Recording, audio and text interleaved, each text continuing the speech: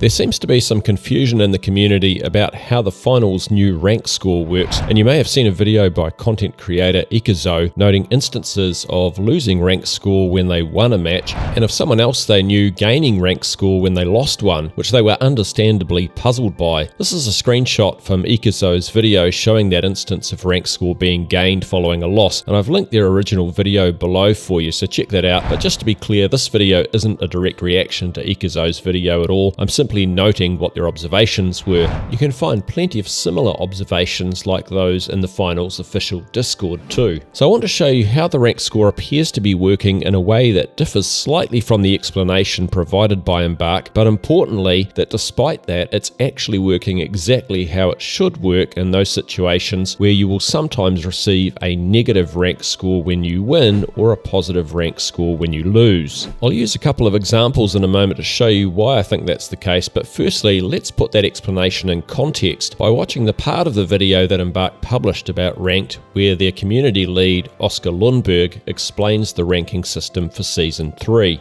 At the end of each match, your rank score will either go up or down based on the outcome of the game. That is, if you won or lost. How much that increase or loss is depends on the skill rating of your opponent. Also, we made it so at the end of a ranked game, you'll see both your skill rating and the skill rating of your opponents.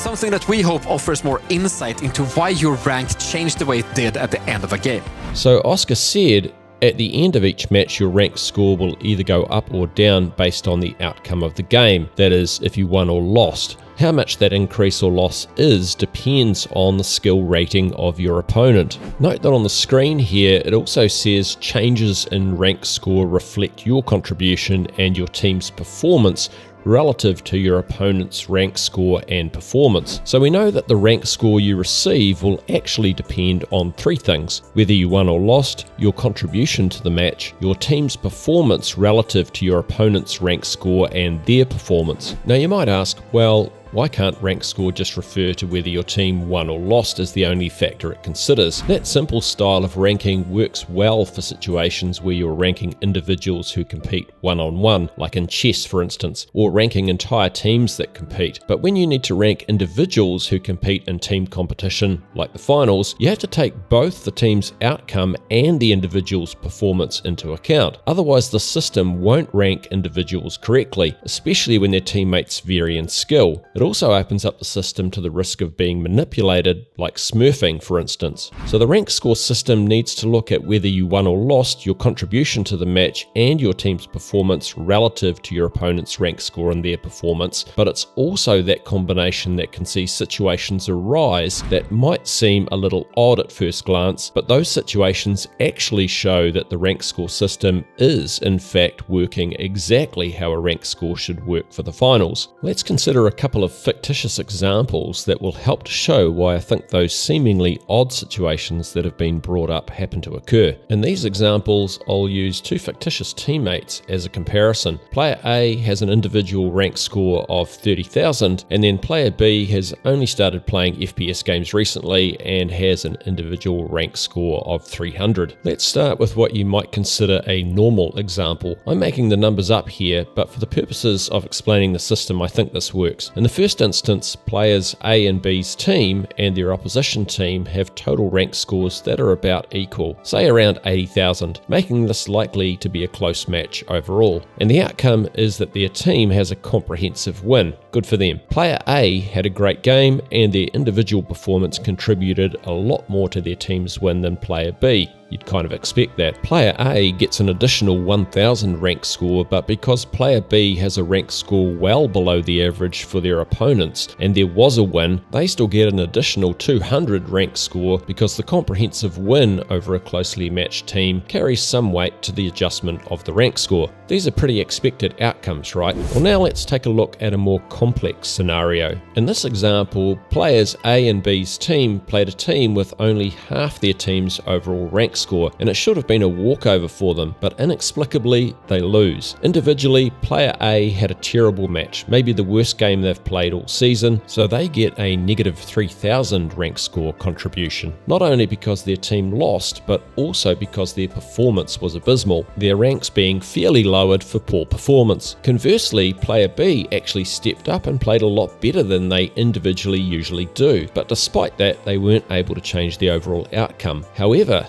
because player B's rank score is only 500, and that's well below the average of their opponents, and player B's performance was high for a match where they were facing opponents who were all better than them, the system will actually calculate a positive rank score contribution for player B from the match. This means that the system is correctly identifying that player B's rank is actually closer to the players in the opposition than was previously calculated, so their rank score needs to move up, despite the result of the match being a loss. And that's exactly how a rank system for individuals playing in team matches should work, because it's supposed to rank the individuals, not the teams. If the finals rank score system was as simple as you getting points for a win or losing points for a loss, it would not work correctly. If it used that approach, you could be a high-ranking player who plays really badly and your team carries you for a match to a win, and your score would still go up, which it should not do. So I think a lot of the time the score will reflect the outcome of the match, but sometimes it will differ to that to correctly adjust your rank based on individual performance. So why didn't Oscar explain this in the video about ranked? It's a fair question, but I suspect it was probably to keep the explanation of rank score from appearing too complicated. As an existing player, you might say, well, I understand the game, just tell me exactly how the rank score works, I need to know. But the problem with that is that Embark's focus right now isn't on you, and I don't mean that as a slight to existing ranked players at all. What I mean is that Embark needs to find ways to make the game appealing to new players, and they probably don't want to have new players thinking, whoa, this rank score thing seems way too unfamiliar to me, I'll go and play something that's more familiar. I also think that speaks to why they've promoted Terminal Attack as the ranked mode while they work out ways to improve cash out. They want the finals to be more appealing and familiar to new players, and that kind of flows into my last point. I've seen comments saying that teams with a 100% difference in overall rank score shouldn't be meeting one another, and that this somehow shows the rank score system for the finals isn't working correctly. But what that actually tells you is that there aren't enough teams for the system to choose from to pit teams of similar levels against one another. And when it comes down to it, that's why Embark is making these changes, so that the game plays better and is more attractive to both new casual and new ranked players. And that's why, in my opinion, as existing players, we need to let them cook for Season 3, so that the game can get to a point where a lot more new players will join, or players who only played part of Season 1 will come back to the game. I think everyone should want that and support Embark on that path,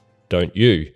Thanks for watching this video to the end. Do the usual YouTube business if you want to see more videos from me from now on.